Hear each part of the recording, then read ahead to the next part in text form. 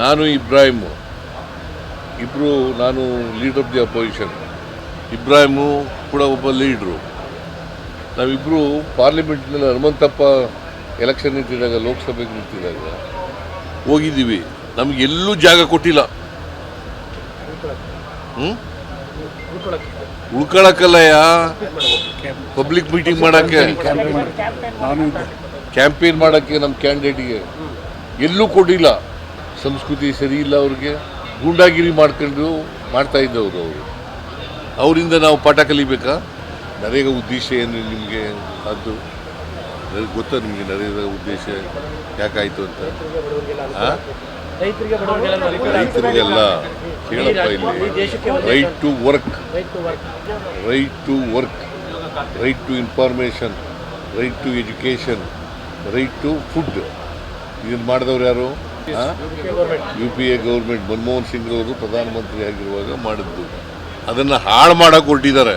ಅವ್ರು ಹೇಳಬೇಕು, ಹಿಂದೆ ನಾವು ವಿರೋಧ ಪಕ್ಷದಲ್ಲಿದ್ದಾಗ, ಅವರು ಅಧಿಕಾರದಲ್ಲಿದ್ದಾಗ ಯಾವ್ಯಾವ ಕೇಸ್ಗಳನ್ನು CBI ಕೊಟ್ಟಿದ್ದಾರೆ. ಕೊಟ್ಟಿದ್ದಾರೆ ಯಾವ್ದಾದ್ರು ಕೇಸ್ನ? ಮತ್ತು ಅವ್ರಿಗೆ ಯಾವ ನೈತಿಕ ಹಕ್ಕಿದೆ ಹೇಳಲಿಕ್ಕೆ? ಯಾವ ಕಾರಣಕ್ಕೆ ಪದೇ ಪದೇ CBI ಅಂತಾರೆ ಸರ್ ಅವರು? ಅವರು ಅಧಿಕಾರದಲ್ಲಿ ಇದ್ದಾಗ ಕೊಟ್ಟಿದ್ರೆ ಎಲ್ಲ ಕೇಸ್ಗಳು ನಾವು ಡಿಮ್ಯಾಂಡ್ ಮಾಡೋದಲ್ಲ, ಆ ಕೇಸ್ಗಳನ್ನೆಲ್ಲ ಕೊಟ್ಟಿದ್ರೆ ಅವ್ರಿಗೆ ನೈತಿಕತೆ ಇರ್ತಿತ್ತು. ಈಗ ನೈತಿಕತೆ ಇದೆಯಾ? ಯಾವುದಾದ್ರು ಒಂದು ಕೇಸು ಕೊಟ್ಟಿರ್ತಕ್ಕಂಥದ್ದು ತೋರಿಸ್ಲಿ. ನಾನು ಚೀಫ್ ಮಿನಿಸ್ಟರ್ ಇರುವಾಗ ಅನೇಕ ಕೇಸ್ಗಳನ್ನು, ಸುಮಾರು 7-8 ಕೇಸ್ಗಳನ್ನು CBI ಕೊಟ್ಟಿದ್ದೀನಿ. ಇವ್ರು ಕೊಟ್ಟಿದ್ದಾರಾ? ಜಾರ್ಜ್ ಕೇಸ್ ಕೊಟ್ಟಿದ್ದೀನಿ, ಲಾಟ್ರಿ ಕೇಸ್ ಕೊಟ್ಟಿದ್ದೀನಿ, ಸೌಜನ್ಯ ಕೇಸ್ ಕೊಟ್ಟಿದ್ದೀನಿ, ಉತ್ತರ ಕನ್ನಡ ಜಿಲ್ಲೆಯಲ್ಲಿ ಕೊಟ್ಟಿದ್ದೀನಿ. ಇವ್ರು ಯಾವ್ದು ಕೊಟ್ಟಿದ್ದಾರೆ? ಯಾವುದಾದ್ರು ಒಂದು ಕೇಸ್, ಇಂಥ ಕೇಸ್ ಕೊಟ್ಟಿದ್ದೀವಿ ಅಂತ ಹೇಳಿ ಜನಾಂದೋಲನ ಮಾಡ್ತೀವಿ, ಅದೇ ಕೇಸ್ ಇಟ್ಕೊಂಡು ಇಡೀ ರಾಜ್ಯಾದ್ಯಂತ ಮಾಡಲಿ. ಅವರು ಈಗ ಆಂದೋಲನ ಮಾಡಲಿಕ್ಕೆ ಅವ್ರ ಪಾರ್ಟಿಗೆ ಸೇರುತ್ತೆ. ವಿರೋಧ ಪಕ್ಷದಲ್ಲಿರುವಾಗ ಏನು ಆಂದೋಲನಗಳು ಮಾಡ್ತಾರೆ, ಏನು ಚಳುವಳಿಗಳು ಮಾಡ್ತಾರೆ, ಏನು ಪ್ರತಿಭಟನೆ ಮಾಡ್ತಾರೆ, ಅವ್ರಿಗೆ ಸೇರುತ್ತೆ. ನಾವು ಏನು ಉತ್ತರ ಕೊಡಬೇಕು ಅದನ್ನು ಕೊಡ್ತೀವಿ. ನಿನ್ನೆ ಕಾಂಗ್ರೆಸ್ನ ಎಲ್ಲ ನಾಯಕರ ಮೇಲೆ ಏಕವಚನದಲ್ಲಿ ಮಾತಾಡಿದ್ದಾರೆ. ರೆಡ್ಡಿ ಅವರು, ಶ್ರೀರಾಮುಲು ಅವರು ವಾಗ್ದಾಳಿಗಳನ್ನು. ಈಗ ಅವ್ರಿಗೆ ಸಂಸ್ಕೃತಿ ಇಲ್ಲ ಅನ್ನೋದು ಭಾಳ ಸ್ಪಷ್ಟವಾಗಿ ಗೊತ್ತಾಗುತ್ತೆ. BJP ಅವರಿಗೆ ಸಂಸ್ಕೃತಿ ಇಲ್ಲ. ಹಾಗಾದರೆ ಜನಾರ್ದನ್ ರೆಡ್ಡಿಗೆ ಬಳ್ಳಾರಿ ಬರಬೇಡ ಅಂತ ಯಾಕೆ ಮಾಡಿದರು?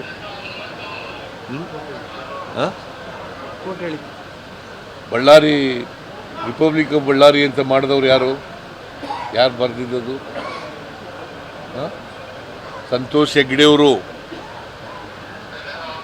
ಲೋಕಾಯುಕ್ತರಾಗಿದ್ದಾಗ ವರದಿ ಕೊಟ್ಟಿದ್ದಾರೆ. ರಿಪಬ್ಲಿಕ್ ಆಫ್ ಬಳ್ಳಾರಿ ಅಂತ ಬರೆದವ್ರು ಯಾರು? ಯಾರಿಂದ ಆದ್ದು ರಿಪಬ್ಲಿಕ್ ಆಫ್ ಬಳ್ಳಾರಿ? ಇವರು ಜನಾರ್ದನ್ ರೆಡ್ಡಿ ಅಲ್ಲ.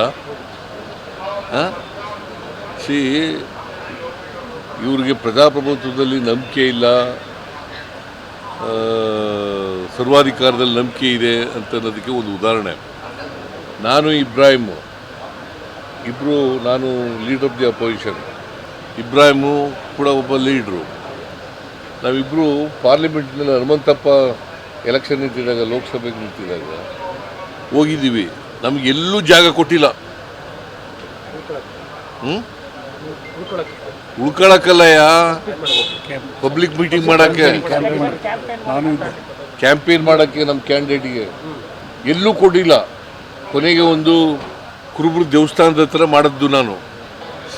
ಅವ್ರಿಗೆ ಪ್ರಜಾಪ್ರಭುತ್ವದಲ್ಲಿ ನಂಬಿಕೆ ಇಲ್ಲ, ಸಂಸದೀಯ ವ್ಯವಸ್ಥೆಯಲ್ಲಿ ನಂಬಿಕೆ ಇಲ್ಲ, ಸಂಸ್ಕೃತಿ ಸರಿ ಇಲ್ಲ ಅವ್ರಿಗೆ, ಗೂಂಡಾಗಿರಿ ಮಾಡ್ಕೊಂಡು ಮಾಡ್ತಾ ಇದ್ದವರು ಅವರು.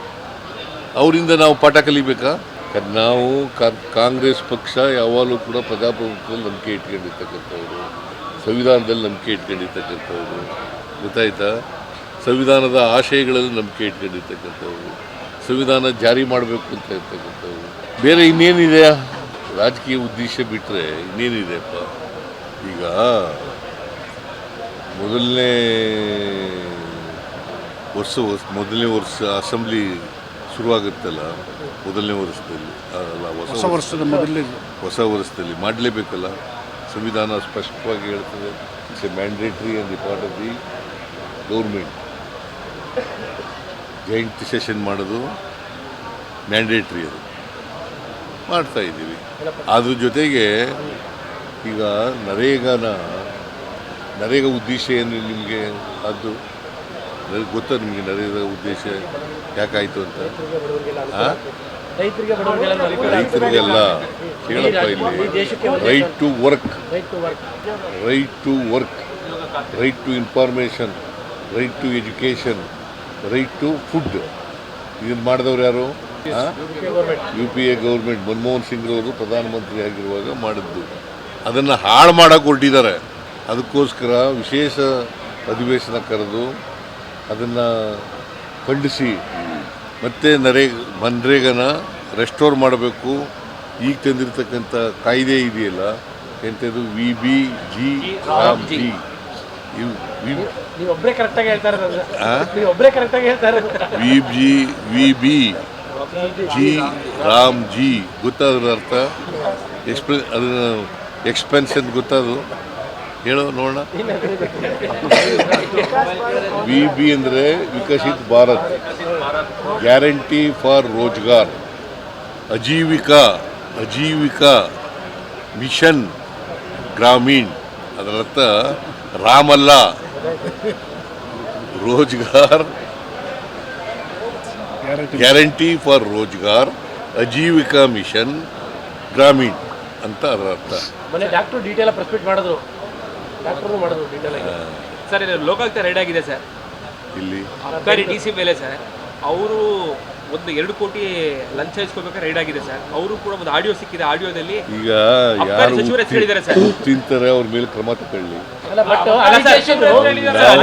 ನಾವು ಅದ್ರ ಮೇಲೆ ಅದಕ್ಕೆ ಅಡ್ಡಿ ಬರಲ್ಲ. ಲಿಕ್ಕರ್ ಸಚಿವರ ಹೆಸರು ಹೇಳಿದ್ದಾರೆ. ಸರ್ ಆಡಿಯೋದಲ್ಲಿ ಸಚಿವರ ಹೆಸರಿದೆ ಸರ್, ಅಬಕಾರಿ ಸಚಿವರ ಹೆಸರಿದೆ. ಅವರು ಕೊಡಬೇಕಾಗಿತ್ತು. ಗೊತ್ತಿಲ್ಲ ನನಗೆ, ಗೊತ್ತಿಲ್ಲ. ಅಲ್ಲ, BJP ಅಲಿಗೇಷನ್ ಅದ್ರ ಮೇಲೆ ಶುರುವಾಗಿದೆ ಈಗ. ಅಲ್ಲಿ ಭ್ರಷ್ಟಾಚಾರ ನಡೀತಾ ಇದೆ ಇಷ್ಟರ ಮಟ್ಟಿಗೆ. ಲಿಕ್ಕರ್ ಸಚಿವರು ಅದನ್ನ ಈಗ 40% ಕಮಿಷನ್ ತಗೋತಾರೆ ಅಂತ ಯಾರು ಹೇಳಿದ್ರು? ಕೆಂಪಣ್ಣ ಕೆಂಪಣ್ಣ ಅಲ್ಲ ಕೆಂಪಣ್ಣ ಮತ್ತೆ